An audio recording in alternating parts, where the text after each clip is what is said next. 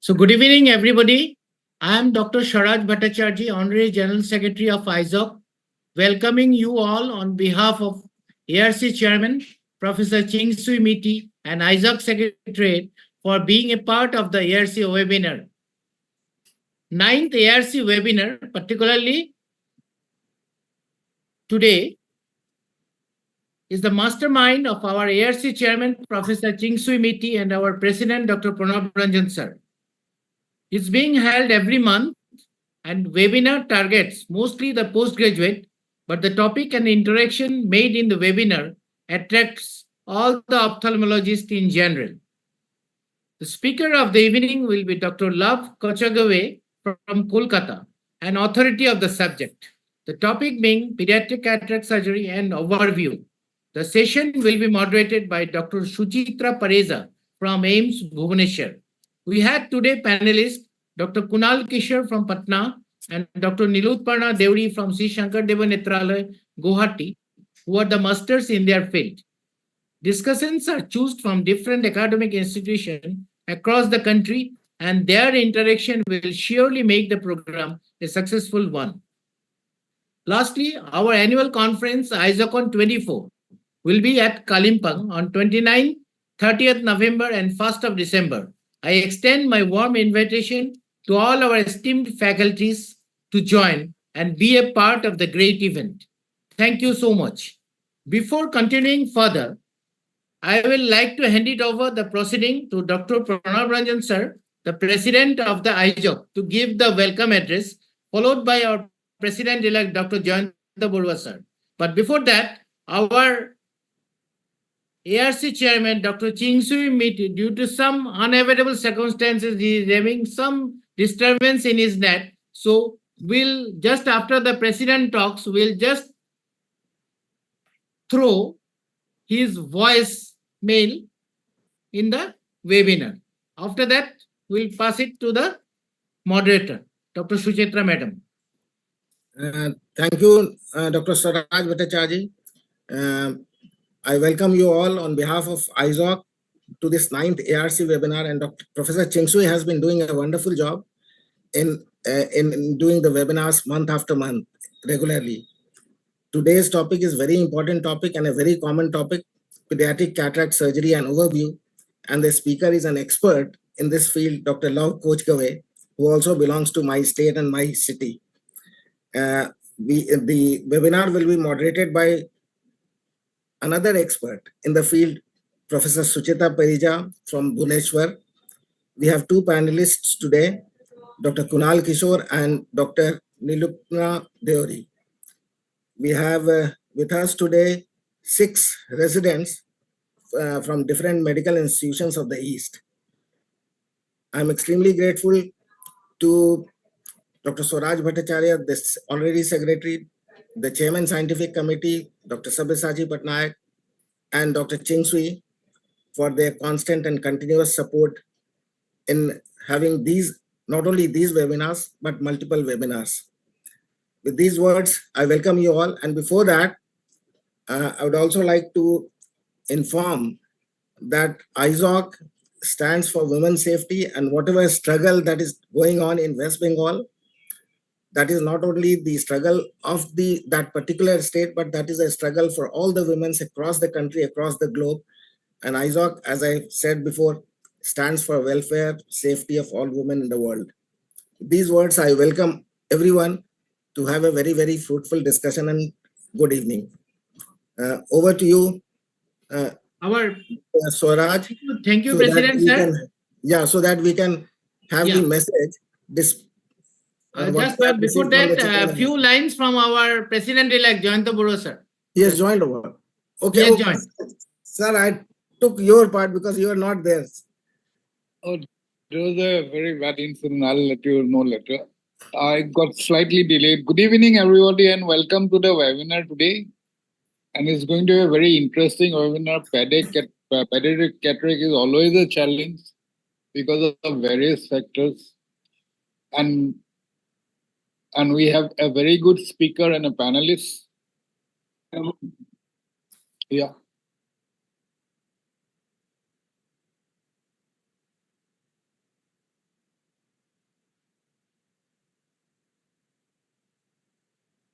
Okay. Okay. Coming on YouTube. Anyway, this time the actual thing is going to happen. The president-elect is there. So that is why the No. live did not go on. With all your credit, sir, you started all this, and this is a great work I think we EIZOC are doing, which you all started, and we'll have to keep it going.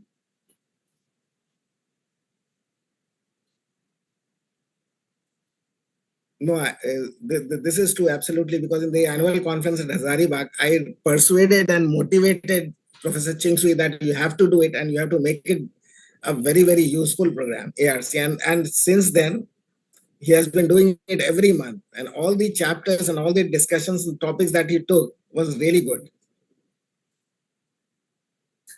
Motivation is very I mean, last 5 years, we have been now it is live stream. Okay, fine. Okay. 5, 4, 3, 2, 1. We all are live now. We can start the session, sir. So good evening, everybody. I am Dr. Swaraj Bhattacharjee, Honorary General Secretary of the EIZOC, welcoming you all on behalf of the ARC Chairman, Professor Chingsui Miti, and EIZOC Secretariat for being a part of the ARC webinar. The ARC webinar is particularly held every month, and it is the mastermind of our ARC Chairman, Professor Chingsui Miti, and our President, Dr. Pranab Ranjan sir. The webinar target mostly the postgraduate, but the topic and the interaction made in the webinar attracts all the ophthalmologists in general. The speaker of the evening will be Dr. Love Kachagove from Kolkata, an authority of the subject. The topic being Pediatric Cataract Surgery and Overview. The session will be moderated by Dr. Suchitra Pereza from AIMS Bhubaneswar. We had today panelists Dr. Kunal Kishore from Patna and Dr. Nilutparna Deuri from Sri Shankar Deva Netralaya, Guwahati, who are the masters in their field. Discussions are chosen from different academic institutions across the country, and their interaction will surely make the program a successful one. Lastly, our annual conference of EIZOC 24 will be at Kalimpong on 29th, 30th November and 1st of December 2024. I extend my warm invitation to all our esteemed faculties to join and be a part of the great event. Before continuing further, I'd like to hand it over to proceedings to Dr. Pranab Ranjan sir, President of the EIZOC, to give the welcome address, followed by the President-elect, Dr. Jayanta Barua sir. Over to President. And one more thing, as today our network of our ARC Chairman, Professor Chingsui Miti, is very much disturbed, I'd like to welcome with his recorded speech after the President's voice. Over to President, sir. First few lines, then President-elect. Thank you, Dr. Swaraj Bhattacharya. I welcome all of you on behalf of EIZOC as its president. And today's speaker is Log Coach Gave. Welcome. Dr. Suchita Parija will be moderating the webinar, and we have 2 panelists today, along with 6 discussants from various institutions of the East. With these words, and again, a reiteration of the fact that EIZOC stands for women's safety across the globe. We stand for whatever is happening in West Bengal, and EIZOC supports that there should be absolute women's safety, and the criminals should be punished at any cost, and crime has to be curbed. These words, I welcome you all, and it's over to you, Dr. Jayanta Barua sir, for your welcome address again. A very good evening to everybody, and welcome to the webinar today. We have a very interesting topic on pediatric cataract, which itself is a very challenging prospect always, because of various factors which we are going to discuss today. And we have a very good speaker in Dr. Kachagove and moderator Dr. Sucheta Parija. And we are expecting to learn a lot today. Waiting for it. I wish you a very good luck. Okay. Thank you so much, Dr. Jayanta Barua sir and President Pranab Ranjan sir. Now I will just, through the message of the voice message of our Professor Chingsui Meti, our ARC chairman. He could not join. Webinar on the topic Pediatric Cataract. A very good evening, everyone. Welcome to the 9th ARC EIZOC webinar on the topic Pediatric Cataract Surgery and Overview. It's very unfortunate that I am unable to join the program live because of some issues with internet connectivity. I hope you will all kindly excuse me for this. Today, we have a gathering of eminent and gifted ophthalmologists today as speakers, moderator, and panelists, and also 6 enthusiastic young residents. I would like to sincerely thank Dr. Love Kochgawe, Professor Sucheta Pariza, Dr. Kamal Kishore, Dr. Niluparna Diori for kindly agreeing to be the speaker, moderator, and panelists respectively for today's program. I am sure it will be a wonderful and enriching program. I am also thankful to all the residents, Dr. Debasis Sadangi, Dr. Anmol Kar from AIMS Bhubaneswar, Dr. Puneet Saini, Dr. Gauri Baisora from Tezpur Medical College, Dr. Rasim Akhtar and Dr. Raju Ranjan from Darbhanga Medical College for joining us in this program. I am sure we'll all enjoy as much as you will be benefited from this program. Last but not the least, I'd like to sincerely thank the President of EIZOC, Dr. Pranab Ranjan Sir, and Honorary Secretary of EIZOC, Dr. Suraj Bhattacharjee, for kindly agreeing to do the honors on my behalf today. They have always given their undying support, and they are the pillars of EIZOC in every way. Thank you, sirs. Also, I'd like to thank our President-elect EIZOC, Dr. Jayanta Barua sir, and Joint Secretary Dr. Lobsang for their continued support. My sincere gratitude also goes to Antot Pharma for their everlasting support. I hope and wish an enriching, successful program this evening. Long live EIZOC. Thank you. Thank you, Professor Chingsui. Before I hand it over to our moderator, Dr. Sucheta Pariza, I have a brief introduction of her. She is presently the HOD at AIMS Bhubaneswar. She is pioneer in establishing pediatric ophthalmology in Odisha, chaired session and presented papers and instruction courses both at national and international platform. She is the principal investigator for various ICMR and DST project on childhood cataract. Over to Dr. Sucheta, madam. Very good evening to all of you, and I should thank the organizers and President Sir and President-elect Secretary and Professor Mehti especially for inviting me for this webinar. And so as we all know, pediatric cataract is actually a challenging case, and we know that it constitutes around 12%. Its prevalence is around 3 to 6% per 10,000 population, and it is around 12% of preventable blindness. And it is not a miniature of adult cataracts, and the steps are quite different. So we'll have Dr. Love with us, who will be speaking on this topic. So before he starts, let me introduce him, our speaker of today, Dr. Love Kochgawe. He is the founder and executive director of Netralayam, Kolkata, and he's a senior consultant working there with a very much eminent pediatric ophthalmologist with an interest in cataract refractive surgery and ocular trauma.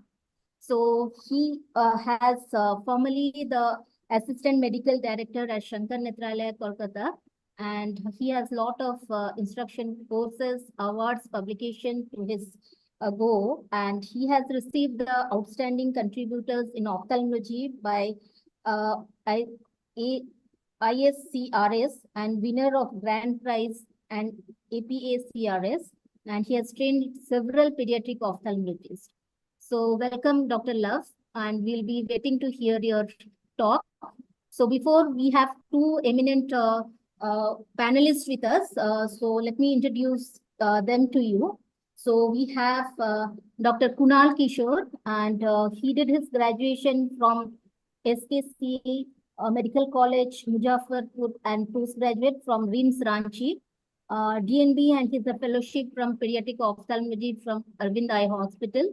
And he has a lot of presentation and is very keen for pediatric ophthalmology, as well as he's holding the joint treasurer post in Bihar Ophthalmic Society. And presently he's the director of Vision Eye Care and Laser Center. So welcome, Dr. Kunal.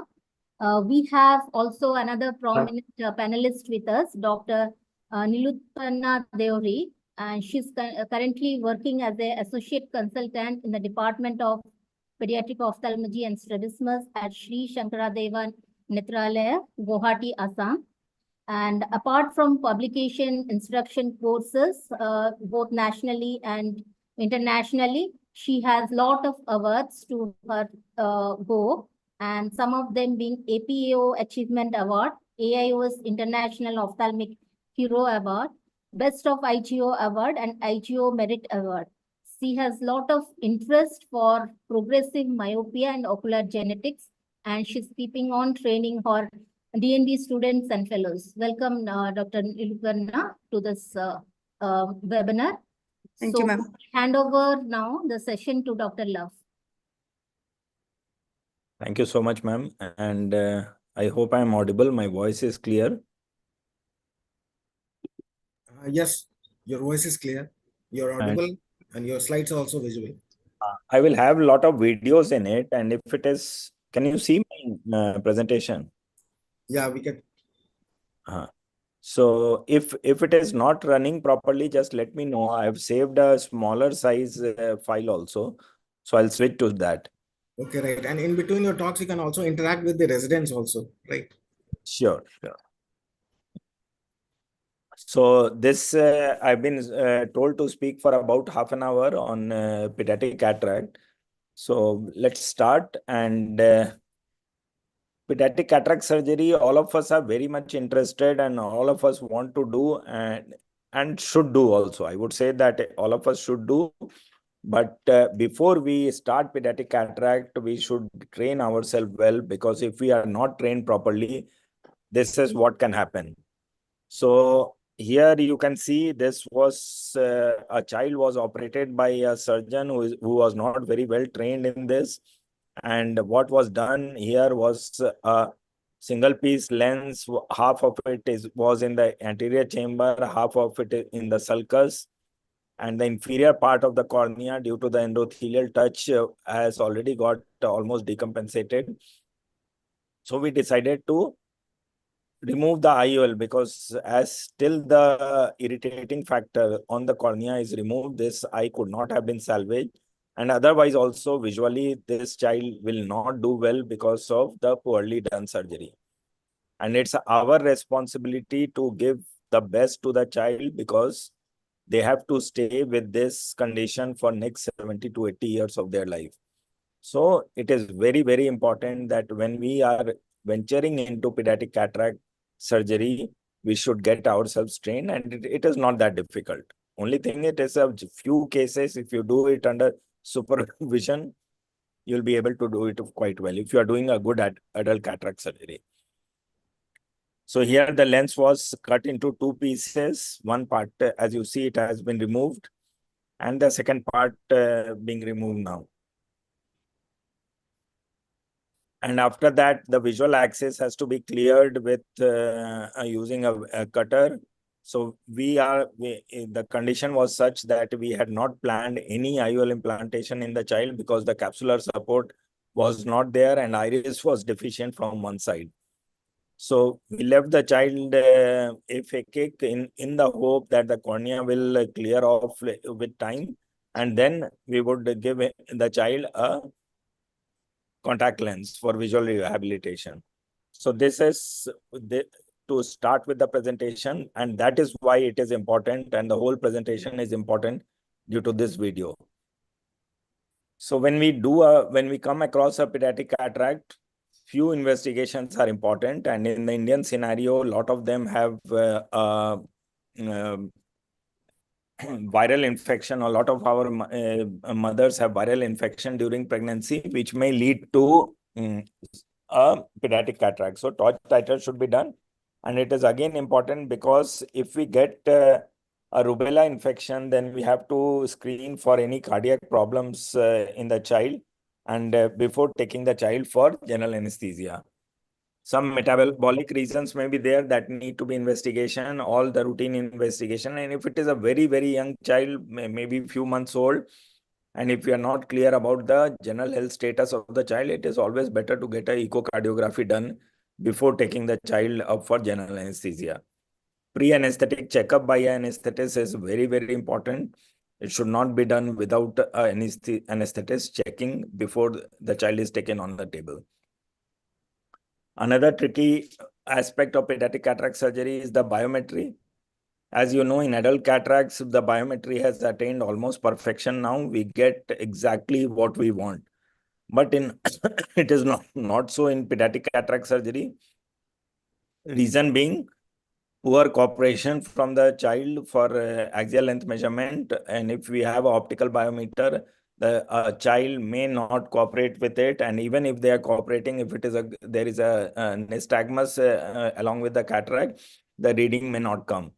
So we have to be ready with a contact A scan and a handheld keratometer.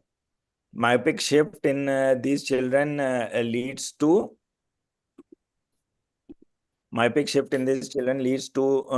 a difficult scenario in which we have to take a decision depending on the age of the child.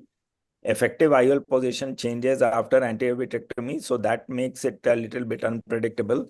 Many times we may be off target by almost 1 diopters. And post-operative amblyopia is another factor which we need to consider.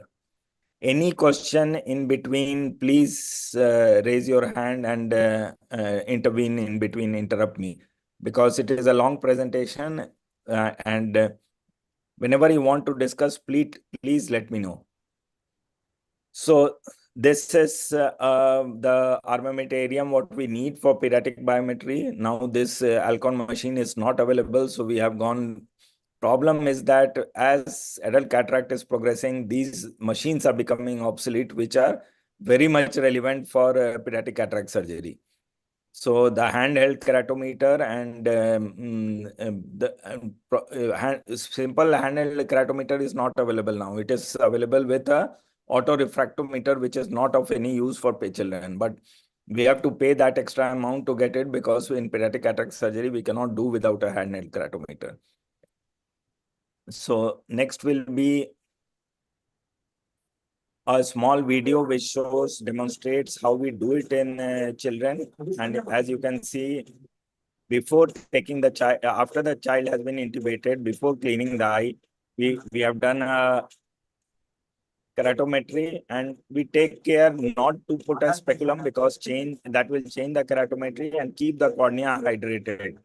Then the axial length has been taken, and we get the IOL power. And how do we do this? We keep the whole range of IOL power in the OT.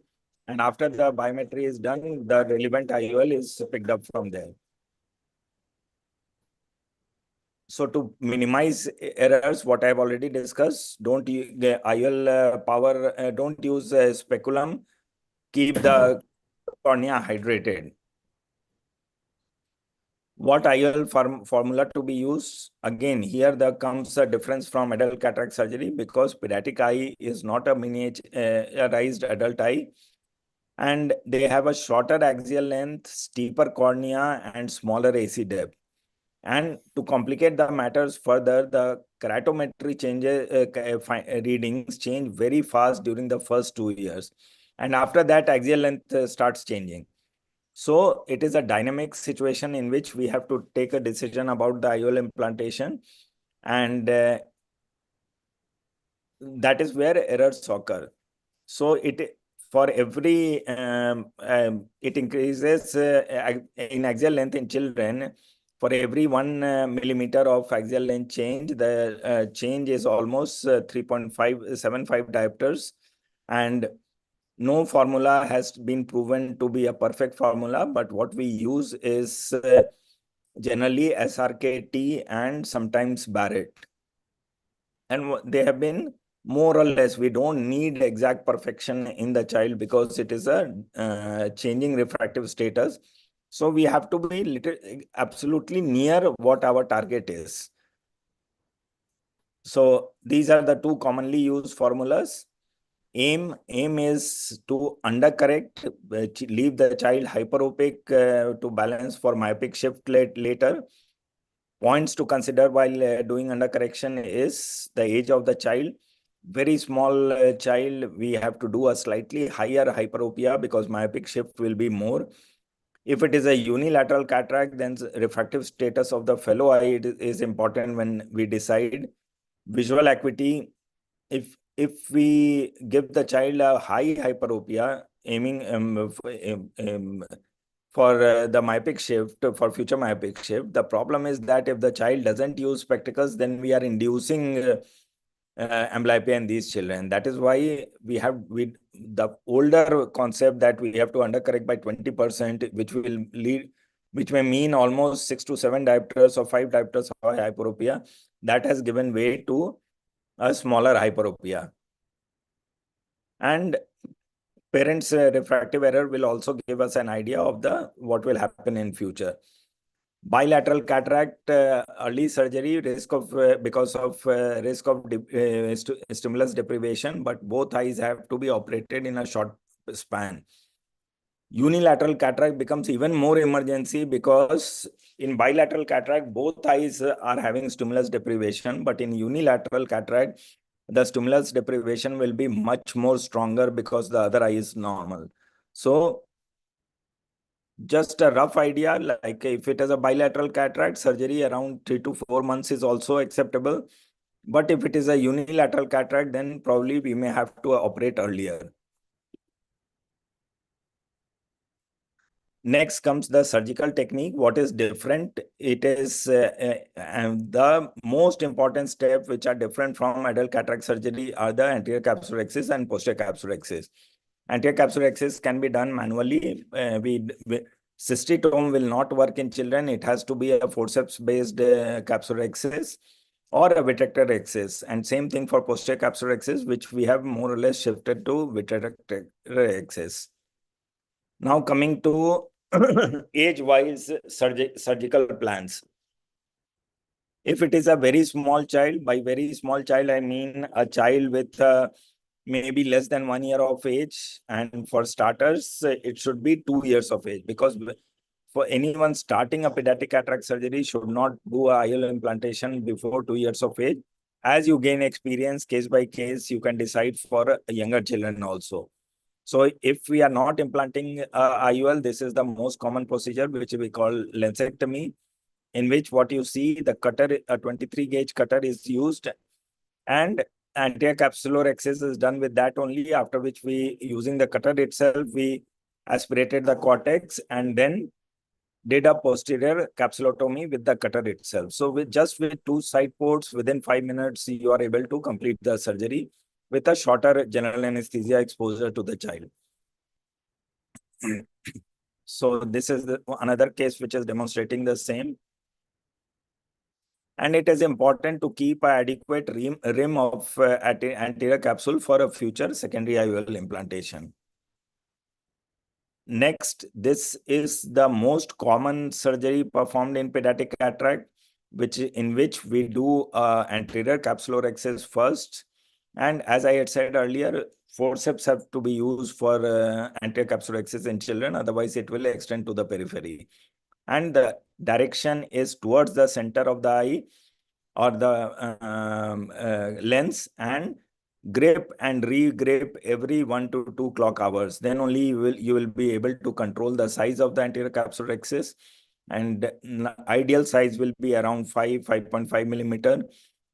Because in children, there is what you experience is a capsular phimosis also. If you end up with a suppose 4.5 millimeter axis, then over the years it will contract and the visual axis will again get opacified.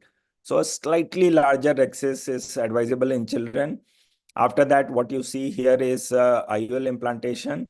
The main surgical port has to be sutured up till 7 years of age, definitely for every child. After 7 years of age, case by case, you can decide whether the wound is leaking or not. And then here you see that we go behind the lens, do a posterior capsulorhexis using a cutter.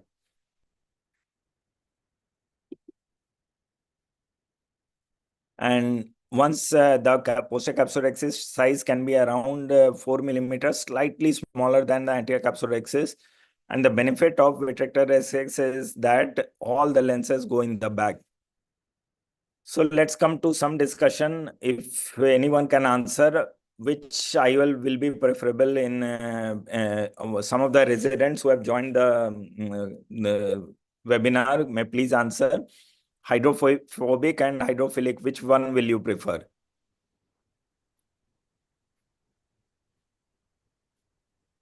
You can unmute yourself. So, Hydrophobic, Yeah, we want to hear from everybody, all 6 of them. hydrophobic most. Why not hydrophilic?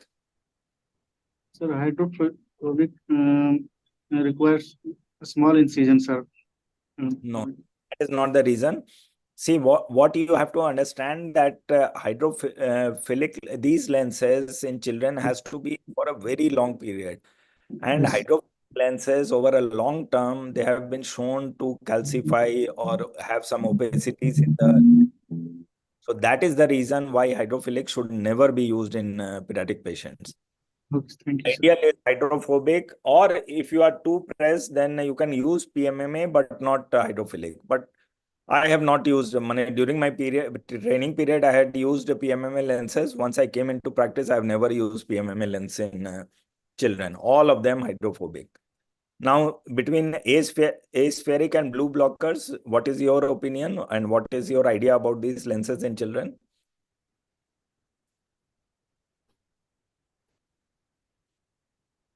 Any of the resident, please?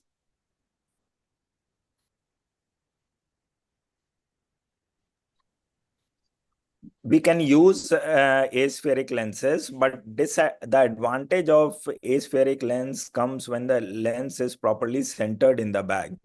And in children, if your rhexis is decentered, then there will be asymmetric contraction of the rhexis margin and the lens may decenter, and then the advantage of asphericity gets lost. So it is a controversial topic. By using it, you are not causing any harm to the child, but like in multifocals, you may cause harm. You should not use because these are not eyes with 100% vision potential, and multifocal lenses will divide the light half for distance and half for near and further compromise the vision of the child. The child will not achieve the maximum possible outcome what we want them to achieve. So multifocal I have never used, and most of the pediatric ophthalmic trained doctors don't use multifocal lens in children. Toric, yes, for older children, when the keratometry is stabilized, then by older I mean 7, 8 years old, and especially those who have a higher astigmatism, they are very good candidate for toric lenses. Single piece, multi-piece, again, it's a choice of the surgeon. As far only criteria from my side will be that let it be hydrophobic. And let's No. come. Yes, sir. I have just 2 queries. I mean, there's another category of lens, that is the EDOF lens. So can that be a choice? Still people are not using, but now I'll have to name also, because eye hands I would suggest that we can use. Okay. But if you go for the higher something like VVT, there is still not data is not available. Yeah, especially for children who are around 8 years, Older which we do not expect too much of it. Yeah, older children, for them, yeah. And then there is another category of lens. They call it the hydrophobic coated lens. The hydrophilic with a hydrophobic coating. Better not. Not. Okay, right. So just, yeah, thank you so much. I think the IOL power calculation in children is quite tricky. So EDOF multifocal is very difficult to implant, very difficult to predict. That is why, Kunal, I said older children. I mean, 8 years and beyond. I mean, after 10 years, 10 or 11 years, I think it is better. We can. the IOL calculation, that becomes a very, very difficult and tricky situation, especially in very young people, like 2-year-old. Yeah, after 8 also there is a progression of myopia. Yeah. So if a lens is implanted, power will change. So Yeah, that is true. studies are very less. But then EDOF does not change. Yeah, EDOF we can implant maybe after 10 years of age, Yeah. 10 or 11 years.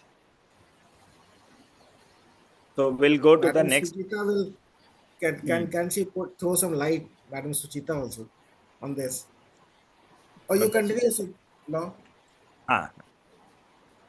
So next we'll go to the unilateral cataract cases, and many of the unilateral cataract cases, maybe about 10% of what we operate, may have a pre-existing posterior lenticonus. By posterior lenticonus, what we mean that posterior capsule is open. And if we are not careful, and if we do a hydro procedure, the vitreous will prolapse in the bag, and with the cortical matter present, it will become very messy. So no hydro procedures in unilateral. And most of the time, when you see the eye in the microscope, you will be able to make out that it is a posterior lenticonus. And that is what you see here. The posterior capsule is open, typical spindle-shaped opening in the posterior capsule. No cortical matter has dropped in the vitreous cavity. Posterior capsulorhexis is not required in these patients. Just do a good anterior vitrectomy. The posterior capsule will fall back, and then try to implant the lens in the bag. And why? One of the reasons why I use 3-piece lenses is that if you are not able to implant in the bag, at least we'll be able to do an optic capture in such cases. So in this case, we were able to put it in the bag, and after that, and you are relaxed, relieved that these lenses will be well centered over a long period of time. Next comes is a blunt trauma, and this is again a good percentage of pediatric cataract patients, and especially children who are from semi-urban rural background, and even school-going children. That in urban areas during school, injury is there. There are quite a few children have injury in school. So this was a blunt trauma, old neglected case, and in which the anterior capsule fibrosed.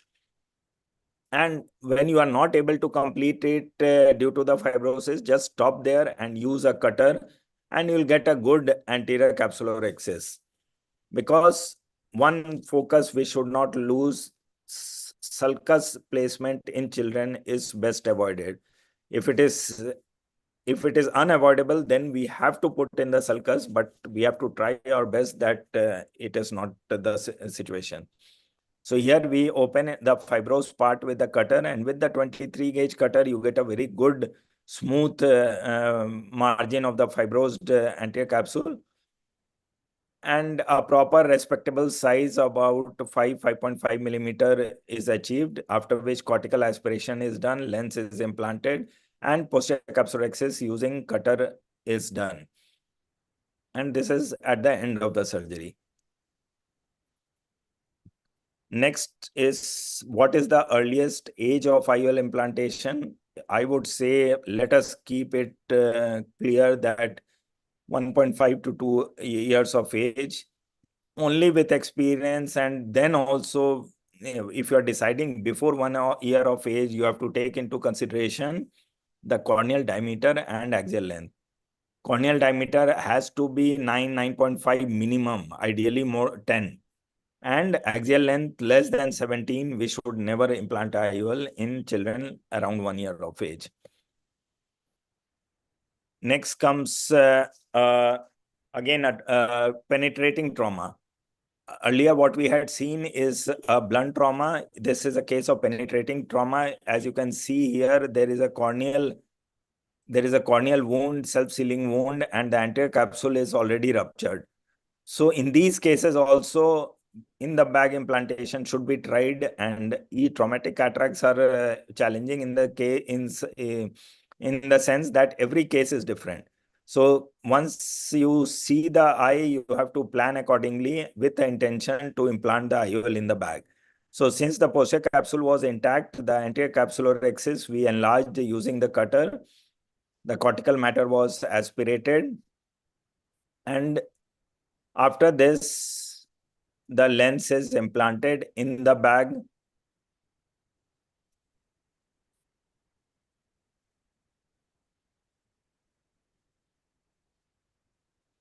And the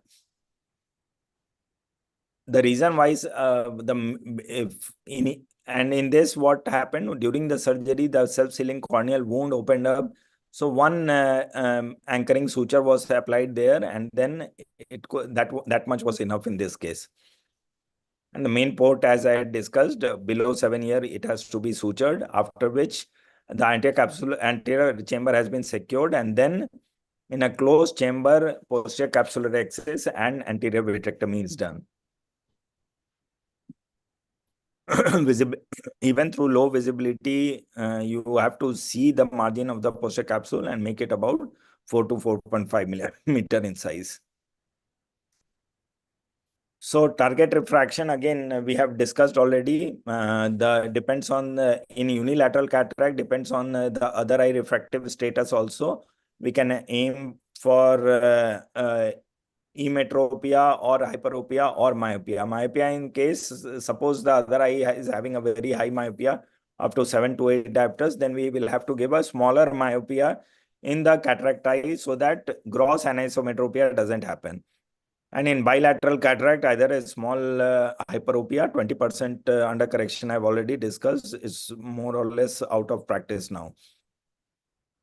Infants, difficult scenarios in which the child is aphakic and doesn't use spectacles, and especially children with a rural background, they are hesitant in using spectacles, then the effect of the surgery gets wasted. So solution is either a contact lens, and even if that is not possible, then an early secondary IOL implantation.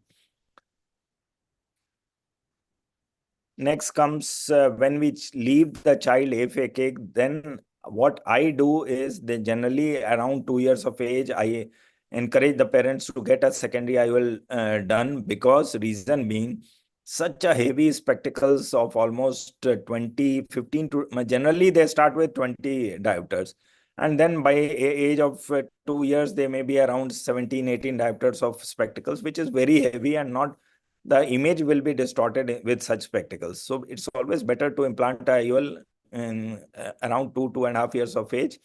And one important thing in a secondary IOL is that most of these children will have a posterior synechia. The iris and the remnant of anterior capsule will be adherent. So first, using a spatula, clear the sulcus of any adhesions, and then do a secondary IOL implantation, and take care if the rim is too thin, the IOL should not drop in the vitreous cavity. That with practice, you will be able to master. And what will happen if you have a doubt, then open up the IOL in the anterior chamber itself and then dilate into the sulcus. Now comes the most challenging part of pediatric cataract surgery, which is the pediatric lens subluxation. And there are two types of subluxation here. One is traumatic subluxation, which is easier because these are non-progressive, and the degree of subluxation may be less because in such children, the zonules are very tight. But in Marfan's syndrome and similar cases, the subluxation will be progressive. And even when cataract is not there, we may have to operate because the quality of vision is very poor if the lens margin equatorial region comes in the pupillary area. So surgical options, there are various surgical options available here, which is either capsular bag fixation with a Ahmed segment or Sioni ring, or a scleral fixated IOL with a conventional sutures or a glued IOL. So we'll discuss. One important point here is that any kind of scleral fixation in children should be after 7 years of age, because by then the pars plana area will get developed and the chances of retinal complications will be much lesser. So let's go one by one. The first option is lens aspiration with a capsular tension ring with a Ahmed segment and intraocular lens implantation. So in this video, what you see here is a subluxation of almost 180 degree, and the initial capsular access is initiated. And after that, once you get some grip on the capsule, then the capsular hooks are used to pull the lens in the center. And these are very good hooks with a bulb at the tip so that it doesn't rip off the anterior capsular access margin. Then a CTR is implanted. After a CTR implantation, the cortical aspiration is done, which becomes much little difficult after the CTR implantation because of it getting entangled in the CTR. After this, in subluxated single piece lenses are easier to implant. So for starters, if you are doing a subluxated lens, always start with single piece lens. Later on, you can go to a 3-piece lens. And after we remove the capsular hooks, we realized that the anterior capsular access is grossly decentered. So a relaxing cut was made in the anterior capsular access and it was extended to a respectable size. And then comes the segment implantation towards the subluxated. The threading is done and then it is introduced in the anterior chamber in the bag and aligned towards the subluxated area of the lens. And then using a railroad technique, either a 9-O-proline, and nowadays Gore-Tex sutures are being used for this. So it started with 10-O-proline, but in 10-O-proline, what we saw that over the years, it will cut through the sclera and then give way again. Then we shifted to 9-O-proline and now we have gone to Gore-Tex sutures. So at the end of it, you get a good centered IOL. And believe me, all these are more than 10 years old surgery and none of them have given way from the other side. See, the fear we have that it gives from the other side, but all my cases are now more than 10-year-old and they have not given way. So we should not fear doing these surgeries. Next will be the Sioni ring. So in Sioni ring here, what happened that after doing few MH segments, in one of the cases, I landed up with a lot of complications. The capsular access margin got ripped apart, and then I decided to try a Sioni ring. And first case went off so well that it gave me a lot of encouragement. And here you can see that even the subluxation is quite almost 270 degree in this case. So Sioni ring, problem with Sioni ring that it is of a larger size when compared to a subluxated bag of the child. So the trick is to keep rotating it and pushing it posteriorly, because if you're not pushing it posteriorly, then from one side it will away and then planting it and the whole thing will open in the anterior chamber. And after which it becomes very difficult. So in this, after Sioni ring implantation, we did the railroad technique scleral fixation. And one of the problems with Sioni ring is that after doing the scleral fixation, we have to rotate the Sioni ring so that the eyelet corresponds with the subluxated part of the lens. And this causes more strain on the remaining zonules of the bag. So the demerit of Sioni ring would be this, I would say. And then the bag was fixed to sclera. And slightly tighter suture helps, because if it leaks up in future, then the lens doesn't get grossly subluxated to the other side.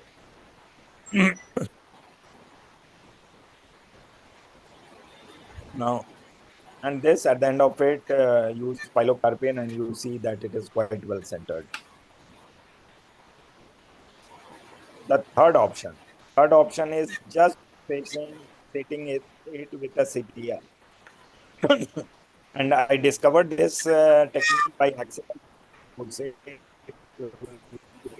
not planned. In this case, what you see here is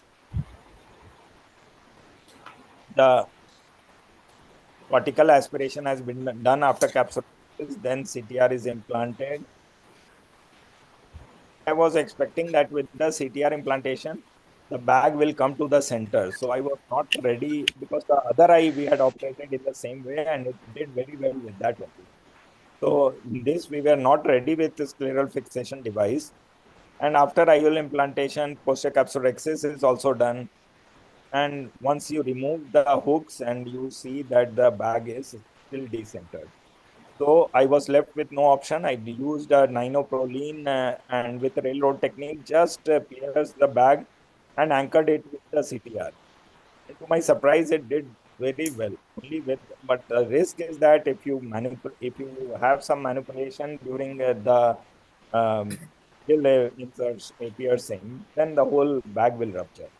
So I was lucky in this case, nothing such happened. And at the end of it, the lens is quite well centered. So just I'll go through one difficult situation and we are almost at the end of the presentation. So in this case this was my second case with Sioni ring implantation. And first one went off so well that I was so thrilled with that. And second case, if you notice the difference, what I did here was in the first case after capsulorhexis, till capsulorhexis it's fine. In the first case after capsulorhexis, I had implanted the Sioni ring. Here I have done the cortical aspiration first. And somehow I feel that if I had not done, I would not have landed in the problem. And another mistake while inserting the Sioni ring, I have not given enough posterior push. So it opened in the anterior chamber.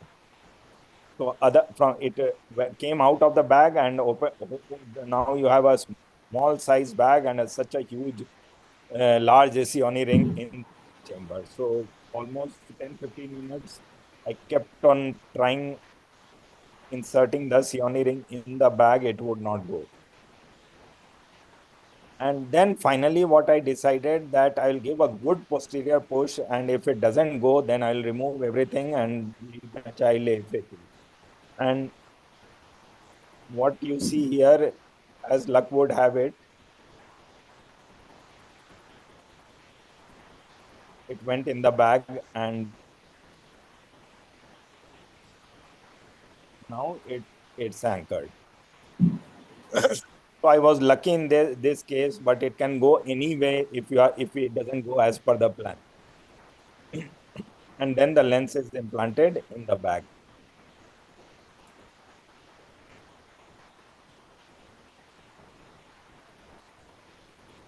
Sorry. So another option is if you have such a gross subluxation, and if the child is less than 7 years of age, just do a neat lensectomy and leave the child AFAK.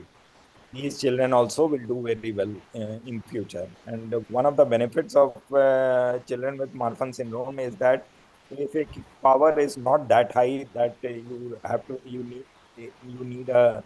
These are older children, and you don't need a plus 3 pair of spectacles in children. So they do well with slightly higher hyperopia. Leave them AFAK and then can plan a scleral fixation subsequent date. And important is that towards the subluxated part is towards the fixed part of the lens, you have to do a good lensectomy and remove all the cortical matter and anterior vitreous there. And now the child is AFAK, left as it is. Next comes what if the bag subluxates from the other side? So solution to this also is very simple. Solution to this is that this just for demonstration, because none of my primary cases was like this. This was a case operated elsewhere in which the bag had given and come almost away from the other side and come to the anterior chamber. This, rather than removing the bag fully, you have to make scleral portrait, go make the excision just exactly opposite to the subluxated area, and using a tenoproline pierce the bag, bring it to out towards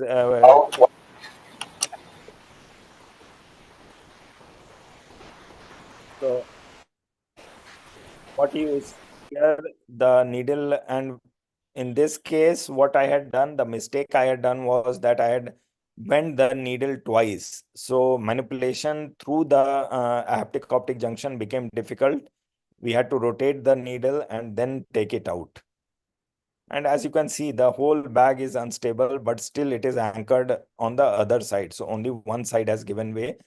So,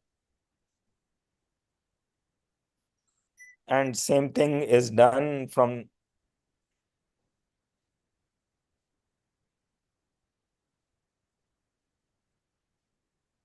take the needle out and anchor it. So this we can deal if we are fearing progressive subluxation. And the final option is a scleral fixated IOL. And here you can see then hardly any zonular support is there. And the child is old. So in these cases, what we can do is after doing the lensectomy, we can do a scleral fixated IOL. And if it is an older child. Now, the another discussion here can be, is it better through the pars plana or through the limbus? So in this case, it depends on the training of the surgeon. If it is a vitreoretinal surgeon doing, they are more comfortable with pars plana. As anterior segment surgeons, we are more comfortable with the limbal route. And ideally speaking, it should be pars plana, but this also works quite well. And one of the fears before we start doing subluxated lens is increased risk of retinal detachment in such patients. Till now, touch wood, I have not faced any retinal detachment case in all the subluxated lenses I have operated in children. So here also you can see it's almost similar to the previous case of lensectomy, what we had done in a subluxated lens. And this part, small part, can fall in the vitreous cavity. Just small cortical matters falling in the vitreous cavity doesn't need much of intervention because over a period of time, they get absorbed. But if it is a larger piece of cortical matter, definitely it should be removed by a pars plana vitrectomy. And here you can see IOL is the scleral fixated IOL has been implanted and it's quite well centered, and then you suture the main wound. And this is a larger wound because SF IOL is almost 6 millimeter size optic, so, and a PMMA material. Follow up in pediatric cataract patients, definitely every 3 months initially. And what we look for and why it is important, because these children have a frequent change of refractive error. So in every visit, we have to do a refraction. We have to check for visual axis opacification. Resurgery rate is there. It is not that it doesn't happen, because many of quite a good significant, maybe percentage wise, I will not be able to say, but yes, we do every year few cases. We see visual axis opacification, which has to be done. We have to take them again for surgery and do a membranectomy in such cases. Intraocular pressure has to be monitored in these children. Younger you operate, the chances of glaucoma is higher, and that is why intraocular pressure has to be monitored regularly. And regular follow-ups help us to reinforce the need for a regular constant use of spectacles and patching, because parents generally get complacent with time. So thank you so much. That with this, I come to the end of the presentation.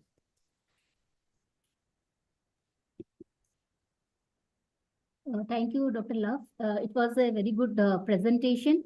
So just to brief it, the take-home messages, what we are giving is, it's very important to look at what age you are looking at the child with a cataract, whether it's a unilateral or a bilateral cataract. Because if you see a bilateral cataract, you know that 50% of the cataracts are idiopathic. But a unilateral cataract, you have to look whether there is a trauma or any systemic causes. Mainly, that is why you have this profile of doing a torch test in those cases. And then what is important, we are talking about the target refraction. So you have to be very thorough about your biometry, the younger age you are taking. So you have this myopic shift. So the question comes, which IOL formula do we use? what type of IOL do we choose in those cases, so that we can open for the panelists for a discussion. So Dr. Kunal and Ilpita, you can just give your views. Thank you so much, ma'am. And congratulations, Dr. Love. That was an extensive overview of pediatric cataract surgery. And yes, definitely, IOL power calculation is one of the most trickiest part in pediatric IOL power calculation.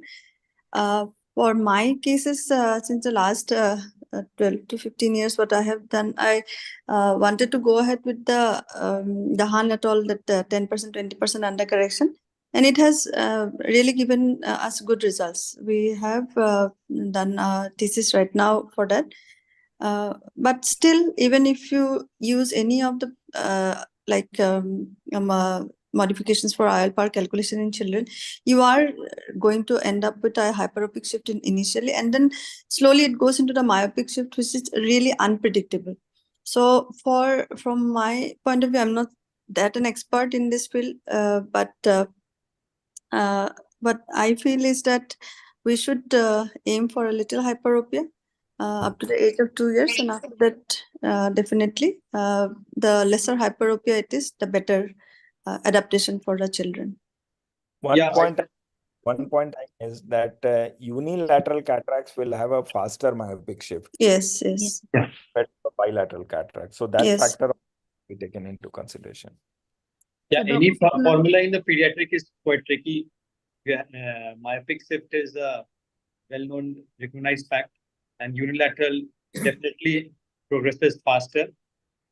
So we have to aim for 10% and 20% correction, and then do good refraction every 3 months and change power accordingly. Yeah, and in the sorry, Yeah. ma'am, please go ahead. Students, what is important is, suppose how do you do a target refraction? She was talking about the dance formula, but there is also a formula which the thumb of rule of 7. 7, yes. So that is the age of the child, if you have, plus the target is equal to 7. So if Yes. you are dealing with a 2-year child, then -7 - 2, it's 5. So you will Right. have to keep your target refraction as +5 in those cases. So there are 2 studies which gives you that, the infant aphakia study and the Wilson study, which actually gives you an idea of how much you can do a hypermetropic correction in those cases to keep them. So usually if you are taking children who are less than 1 year or 2-year age, so that is when you are expert only you are taking. But usually there are people who take less than 1 year, but usually it's Yeah. 9 months to 1 year. I usually do. So you have to be careful in those cases, particularly how much of this hyperopic correction you are going to do in that case. So that is something usually done. But if age is more than 4 years, we are usually undercorrecting by 10%, and 2 to 4 years or less than 2, that 20%, which is there, which has been taught, and the resident should be knowing if you are asked that much. Then, anything you want to add? Yeah. Yeah, ma'am. Usually, since in unilateral cases, as you have already said, that sometimes the myopic shift is more, but it also depends whether if it is a case of TORCH positive, say rubella, the eye doesn't grow that much. And sometimes you leave it aphakic. You usually leave it aphakic because it's the size doesn't match the normative data of any for IOL implantation. In that cases also, we have seen that sometimes that eye doesn't grow as much. So we need to consider the axial length of this children, the corneal diameter, and whether we are going to end up with a very dense amblyopia like towards her like childhood, not in the initial phases, but later on. So it as you have mentioned, as you have mentioned, the TORCH titer is a very important criteria here. Then we know that for keratometry, axial length, which is a very important factor, and then corneal diameter, and then you are deciding of giving a intraocular lens. So IOL versus non-IOL, that is always there. So coming to the topic of which IOL are you going to choose? So residents should be clear. Already Dr. Love has discussed that hydrophobic are the preferred or choice for everyone, and what you should not use, where the IOLs most common is the when you are looking at complicated cataract with the juvenile arthritis. Okay, JAA usually we don't give, we leave them aphakic. If you are dealing with very small children with rubella, that is what she's talking about, a membranous cataract, you have to be individualized when you are choosing the IOL in those cases. When you are dealing with younger children at that time. So what one more question to the panel, which is there, what how is your surgery plan changing if you have a cataract, unilateral cataract with PHPV, which Dr. Love has not touched. So anyone can just give a to actually complete the entire series. Yeah. So should I go ahead first? Yes, yes. Yeah. So usually for PHPV cases, it is important for us to diagnose what PHPV are you actually dealing with. Is it anterior PHPV, it is a complete one, or it is a posterior PHPV? Usually the posterior and the anterior are not much of difficulty. But if it is a case of like a complete PHPV, then it is important that you look at the UBM very carefully in the children. UBM is a must. Look at the ciliary hypertrophy, ciliary process hypertrophy. And sometimes we have also seen that the posterior capsule becomes the entire anterior highlight face and the posterior becomes so thick, and on top of it sits the lens. The lens becomes very minuscule and it appears like an egg yolk appearance. So in those cases, it is important that you consult your VR colleague, have an endocautery ready. Are you really going to operate on that, or are you only going to leave a portion of visual axis clearance? That is number one. IOL implantation is absolute no-no in this complete cases. And in anterior PHPV, sometimes because of the anterior that stalk, you might have a pre-existing PC rent also. Sometimes it does happen. We have encountered few cases like that. So you need to be very careful when you are going ahead with the hydrodelamination, or you may not opt out of hydrodissection at all in these cases. And for the posterior ones, I feel it's okay. You go ahead with the normal routine procedure. Yeah, I agree with Nirupma that anterior and posterior you can implant lens. Yeah. And you can use a vitrector if there is a thick plaque. You can remove that with a vitrector. And the posterior, it's quite easy. You can plan it as usual case. Yeah. And if there is a complete PHP, I think better not to implant. Yeah. I also don't implant. Depending on the axial length and the complete PHP, I personally don't implant IOL in those cases. And as for the investigations, as Madam has talked about JIA and also uveitis case, I have burned my finger once with implanting an IOL in that patient. But UBM is a very helpful tool in these children, in PHPV or in this uveitis patients. It's really helpful to look at the pars placata and the pars plana area in these children.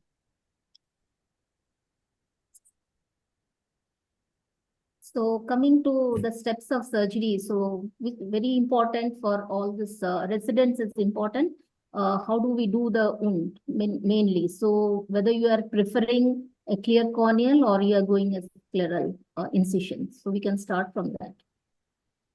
Yeah, Dr. Kunal can go ahead with this. Yeah, clear cornea, you can do a clear cornea in the infant, as Love sir has shown in the video very clearly that you can do a two-port surgery with a irrigation and a vitrector. You can do a anterior capsular axis, and with the same vitrector, you can do a PPC. And clear cornea, I think suture is must till age of 7 or 8 years, because the scleral rigidity is not that much. After that, you can plan case by case, depending on the tightness which you get after the completion of the surgery and after forming the AC. And I think clear cornea is the way forward. Yeah. So I agree with Dr. Kunal, and also Dr. Love has shown such wonderful videos on the anterior, like clear corneal incisions. As a surgeon, I do prefer clear corneal incisions. And what we have shifted recently is that over last 5 years that we have used vicryl sutures to suture the wounds, vicryl instead of nylon. So that really takes care of your suture removal also. So you can easily go ahead with a clear corneal incision. Yeah. Only thing that I do a little differently from what Dr. Love has shown is that I maintain the AC at all points of time while using the vitrectomy system by using a blue menthol AC maintainer. And at the end, I just inject air and suture it, and then I remove the air. That's how I complete the procedure for clear corneal, because I want the AC to be formed at all points of time. That is the only a little change.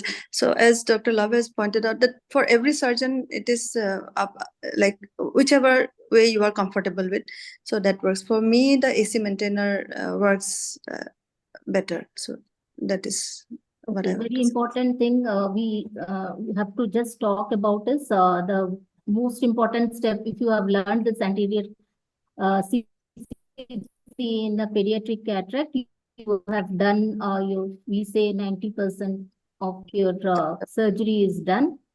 So what are the challenges is very important. You have to always stain the capsule before you take up. He has already shown you very well, and we have vitrorexes which we are using it.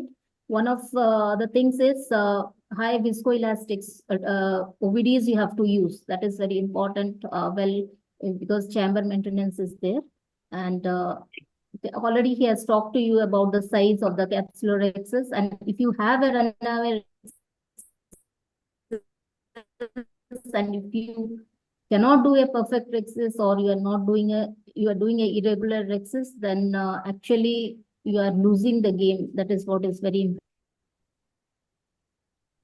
Dealing with children less than 6 years of age, we know 100% of them will have posterior subcapsular opacification.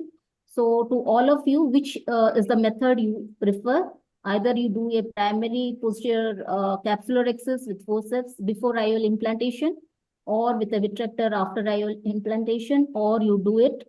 So these are certain things, whether before or after the IOL implantation. That is a debatable issue. So you can please throw some light on it. Yeah, it depends on the surgeon, but on my hand, after implantation of surgery, I do a posterior capsular rexis with a vitrectomy cutter. It's quite easy to lift the IOL, place it in the back, and then do a PPC. It works in my hand, but it's a surgeon choice whether you do a primary or after implanting lens. But I think it all depends on the training part. As I am trained in Arvind, I have seen people implanting lens and then lifting the IOL and doing the posterior rexis with a forceps or nowadays with a very good cutter, electric cutters. You can straight away do a posterior capsular rexis with a cutter. A nice round PPC you will get. So from my side, I think placing the IOL in the back and then doing a posterior capsular rexis is the preferred method. Is there any age cutoff for the posterior capsular rexis, like 5 or 6 years? Or till a patient can sit on the slit lamp? I think in all cases below 10 years or 8 years, maybe 8 years, maybe the cutoff age. I do PPC in all the cases below 8 years. I do it even in older, maybe 10, 11 also I do. PPC But better to be done. Up to 7 it is mandatory. Mandatory. After 7 it is optional, but up to 7 it is mandatory. Children are usually so apprehensive to sit on the slit lamp, and doing a yak cap post-operatively is very difficult. So the first important criteria is that you assess the child, whether the child is actually allowing you to examine him or her on the slit lamp or not. That will give you some amount of idea whether post-operatively, because the PCO is not going to form within 6 months or so. It's going to take some time, because PC polishing and AC polishing should be very, very thorough in children. That's what I've learned from Dr. Ken, that if you're taking 10 minutes for the surgery, just polish the PC for half an hour. It's like you just keep polishing, and that's the best way to prevent your early lens epithelial cell migration. So that is one. And as Dr. Love sir has already said that it can go to 12 years. Yes, our second criteria is nystagmus. If the child has a nystagmus, don't wait that the child is 10 years or 12 years and okay, I don't need to do. That's absolutely wrong. If the child has nystagmus, 14 years, do a manual PCC rhexis, no problem. Just leave it even if you're not doing a LAB also, but just open up the posterior capsule for the child. So that's what we prefer. And if you prefer to go ahead with vitrectorexis after IOL implantation, one thing is to be kept in mind that when you are lifting the IOL, you are pushing the bag a little towards the side of the push. So when you are planning the posterior capsular axis, make it a little eccentric nasally, so that once you replace the IOL, it will be at the center. So that is something that we have learned over the years. Just a simple trick to do a vitrectorexis after lifting the IOL. So doing a PPC is a must in pediatric cataracts, but whether you be doing with anterior vitrectomy, it's up to the age of 6 years, it's a mandatory. And that I think all of you are agreeing on that. Yeah. 8, I would prefer 8. Yeah, 8 is the teaching, but yeah, you can do it up to. PPC is a must, that is what. Yeah, PPC is a must. Yeah. And in nystagmus, as Nirupma has told, Yeah. It's 10 to 14 years. If there is a nystagmus, we have to do a PPC. Yes. And whenever, if I do PPC, I'll do anti-vitrectomy in all cases, irrespective of the age. Okay, sir. Yeah, with cutter, it's very easy. Once you get a nag and you start doing it, you will start loving it. Yeah. Very easy with cutter. So already we have discussed which type of IOL are you going to put. So very no of multifocal IOLs. So anyone who is, because this is a very debatable question and always asked in any of the webinars, can we put a multifocal in children? And it's a big no for everyone. So we all panelists agree to it. Okay. So that is research the residents should take. Loud in every forum that multifocal is no, because many people are using. Yes, that is why we are still stretching on it. And then coming to the complicated ones, Dr. Love has beautifully shown how are you going to deal with the subluxated lenses. Now, one thing, if you are looking at Marfan's and you see a subluxated clear lens, your opinion, whether if you can do a refraction, should you go for glasses or you will still take them for surgery? Madam, what I do normally till 612, 618 vision, I don't operate. Yes.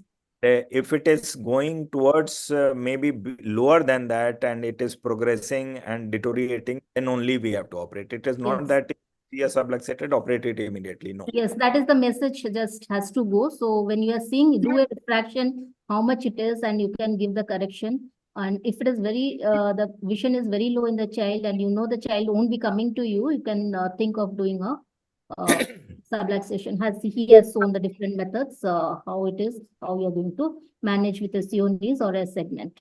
So after this, what is the post-operative regimen do you use in these children? So what do you prefer to give them and how long are you going to give? So all of us are giving Predfort. So how long are you giving? How much you are giving the antibiotic and are you giving us cycloplegic along with it? So to the parents.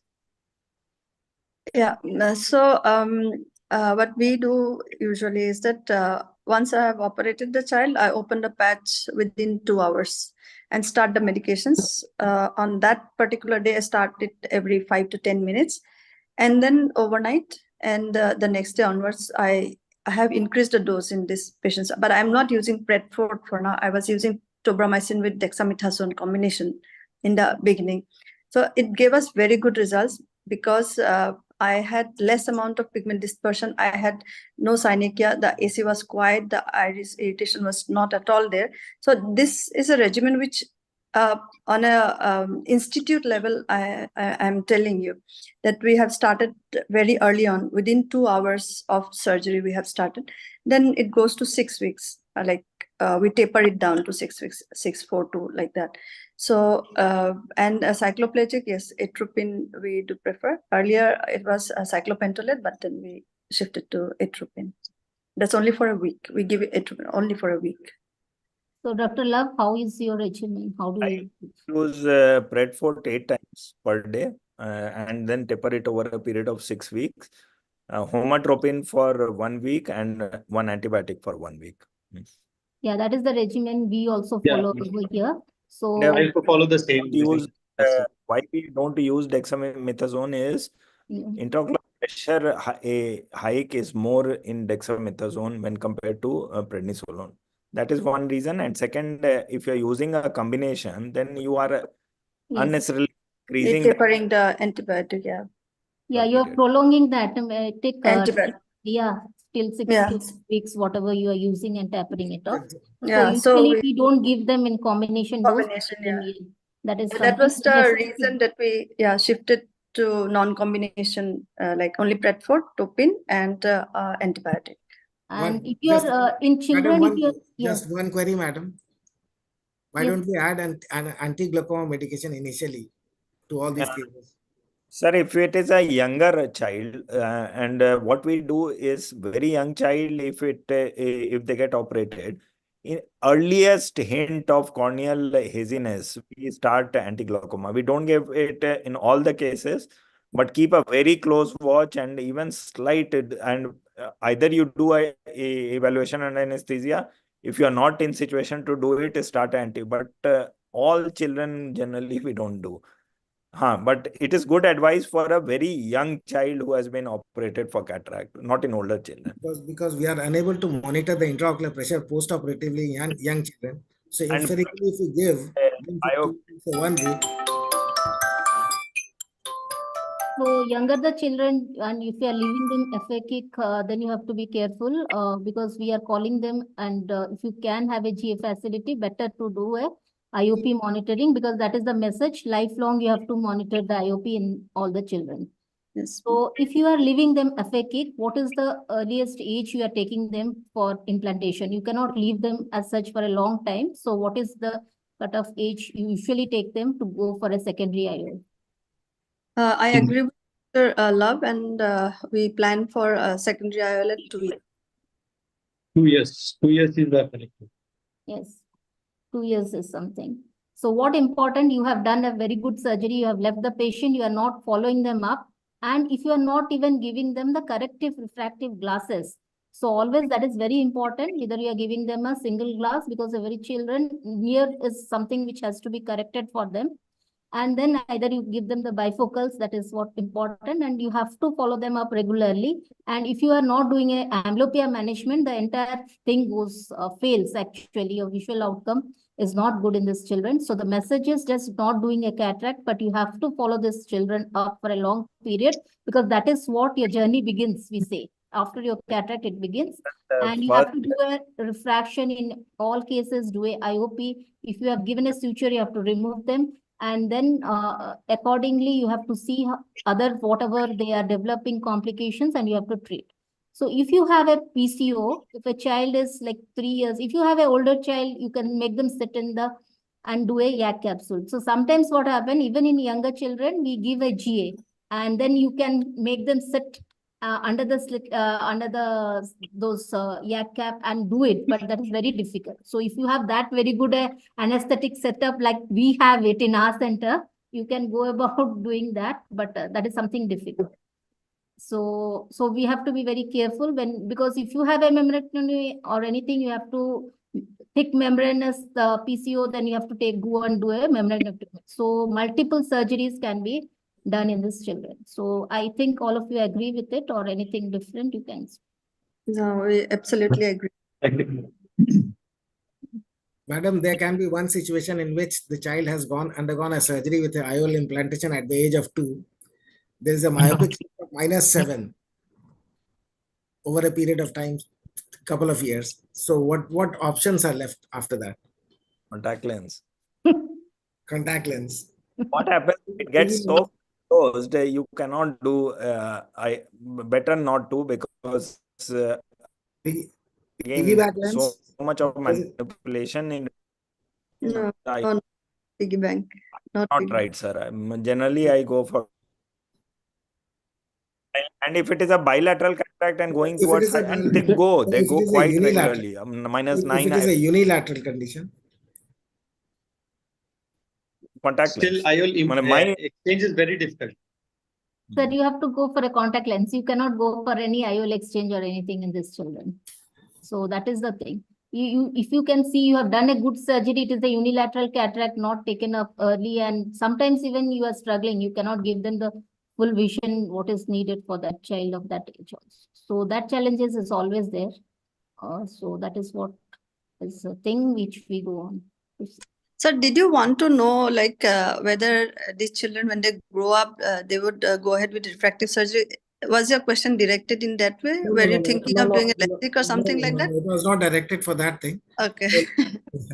There can be a possibility that if the myopic shift is very, very high in Yeah. a child with an intraocular lens, whether you can go ahead with a piggyback lens, because refractive surgery is out of question. That cannot be done. Contact lens is one of the options, but some of the literatures what I have read that a piggyback lens is one of the options which can be tried, especially if the difference is around -7, something like that. I had one child, sir. I'm just seeing the record now. The child was given injection anti-VEGF for ROP, and then had a posterior capsular touch, developed cataract. That child, unilateral cataract, I had implanted a IOL at 3 to 4 months of age only. And now at 11 years old, the child is having a 6/9 vision with -9. And the other eye is -1. But still the child is maintaining good vision with contact lens and spectacles in the other eye. And especially these kind of unilateral has generally very poor prognosis in terms of vision. But since this was a iatrogenic, is still maintaining 6/9 vision after IOL implantation at 3 months of age. Yeah, children tend to very well, anisometropia is very well tolerated by children. So any difference in power is easily tolerated by children. -3, -2, -5, or even -9, as Love sir has shown in his case. This I have well tolerated by children. and seen, yeah, right. Theoretically, Yes, sir. One more thing, if you have a traumatic cataract, we usually get a lot of traumatic cataracts which they come. So if you have, for the resident, if you have a corneal tear, so are you going to do the IOL surgery immediately? But for these cases, we don't do it. And so how long after are you going to take up for surgery? So that is also a question. So primary repair has to be done first. So you have to look for whether the anterior capsule, whether it's intact or not. So are you going to put the IOL in the same sitting or are you going to wait? That is for the panelist to discuss. I'll wait for 2 months. Sir, Dr. Love? What I do normally, first sitting do a corneal repair, but if the anterior capsule is ruptured, along with corneal repair, do a cortical aspiration and leave the child aphakic, and around 2 months later do a secondary IOL. Yes, same. Yeah, I agree with Dr. Kunal. But there was one child that I would like to mention here. She had a peripheral tear, circumferential tear, and she had an anterior capsule rupture. She also had a posterior capsule rupture. When I did a cortical aspiration, I looked at the biometry of the other eye, and I thought, can I take a risk? That was the only one, and I'll never do that again. But then the IOL power was absolutely okay for her, and she is doing absolutely okay. 6/6 vision, both eyes. Cylinder power has also reduced a lot, but I agree with Dr. Love. Wait, I will not implant IOL in the same sitting, but because sometimes you never know whether the other eye is anisometric or not. So that message should go. Actually, you should not. As you do in adults, please don't do it in children. And please wait. You can do. You can get good result. Recently, we did a case which had a corneal tear, and we told them to wait. And we did a scleral fixated lens. The patient is having a 6/9 vision, very good. So why not to wait and just do anything you want to do? So that is the message which should be going. Okay. So one more question. Do any of you give intracameral antibiotics in your cases? So that is always a question which is always asked, because in adults, we all give. Adults, we all give. Yeah. So what we do with the children? So let's have the panel's opinion. I don't give in adults. I don't give in children. You don't give in adults also. Yeah, I don't. Madam, I've got a limited experience in the pediatric age group. Adults, I have been giving all of them. Even to the limited number of cases, pediatric cases that I've done, I have given. For us, 100% intracameral. Adults and children both. I think that is still a debatable issue. So, but for residents, I think it's better we don't much go into for intracameral. It's always better to avoid it. That is what it is being said. And when how many of you put this preservative free triamcinolone when you are doing a PPC with the? So that is also a question which all the time is being asked. So do you do it routinely? I don't do. No. So I also don't. Only in traumatic when there is a lot of vitreous disturbance, traumatic cases, I use triamcinolone. Otherwise, no need. Actually, vitreous is very jelly and not needed. So usually they did a study somewhere and they saw that there is no difference if you do with triamcinolone and without triamcinolone. And you are the thing is, if you are leaving behind, you have a rise in intraocular pressure. Yes. So that is the thing. Can I just ask one question to all of you, ma'am and Love sir and Dr. Kunal? Yes, also. Do you have any experience, a little older children, maybe 14 years or so, do you think of iris claw lens? Have you ever thought? Number one. Number two, do you have any experience of CMT flex in the children? And number three, have you ever used a Gabor's technique in children for IOL fixation rather than using the PMMA SFIOL? CMT flex I have used in adult, just one case. Yeah. Pediatric, I don't prefer iris claw. SFIL. All three no from my side. Yeah, I know from my side also. Because eye is growing and you cannot trust iris. 14 years, is it? Supposing 14 years. But still they are growing, no? Still they are growing. So you cannot. And so coming to this, we will just have one talk. How many of you, we don't have much of experience, but all the time we have seen a bag in the lens implantation, which has been actually done by Mary Tashigan. So we have seen in LVP, I have seen her surgery. I have seen her surgery also live because I had been with her for some time, but I have no experience because we don't get that lens. So any of you, that is something the resident should be knowing because that is a very good lens. But difficult, it has a learning curve. You have to have a proper anterior and posterior capsular rhexis. So to fix in the IOL, and they say that it has a very good, this posterior subcapsular opacification is quite less in those lenses. But what she does is, even the posterior axis she does, and then it's Yes. tucked in the rim. Tucked, yeah. So that is a very difficult learning curve. Yeah. Honestly speaking.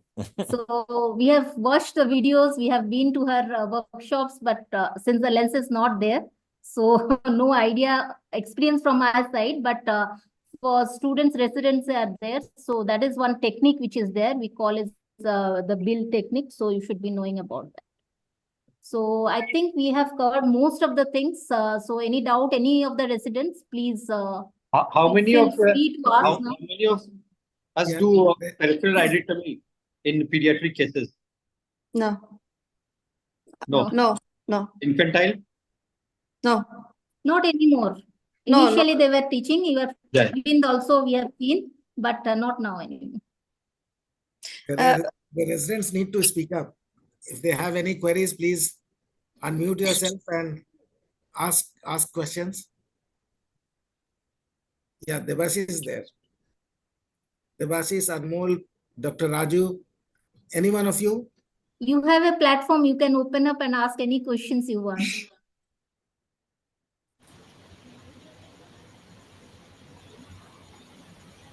Can multifocal be given in older children like teenagers? What age? What age you want? Which age?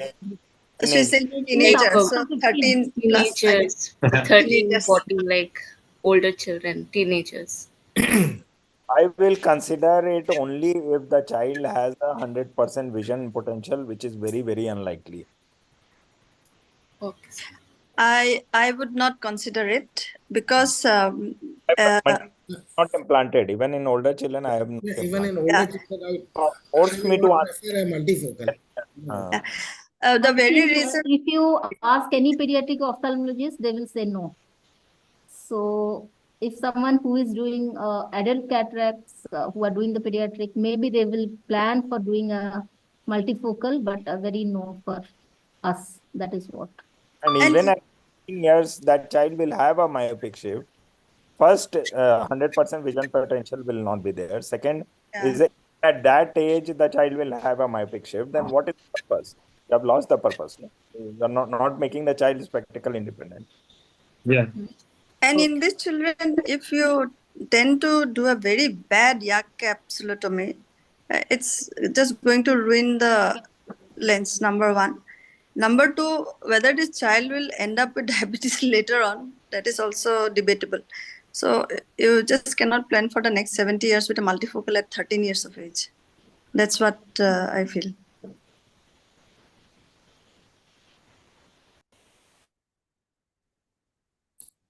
So I think we can end up, na? Yes, 9:40, sir. Yeah. Okay, Swaraj. Yeah, I'll give the vote of thanks on behalf of And before that, just one word. The whole webinar has been too good, very good, fantastic. And madam has taught us just like a college student. No, sir. That is what I'm Yes, like to I think my sincere thanks to Dr. Love for covering such a vast subject.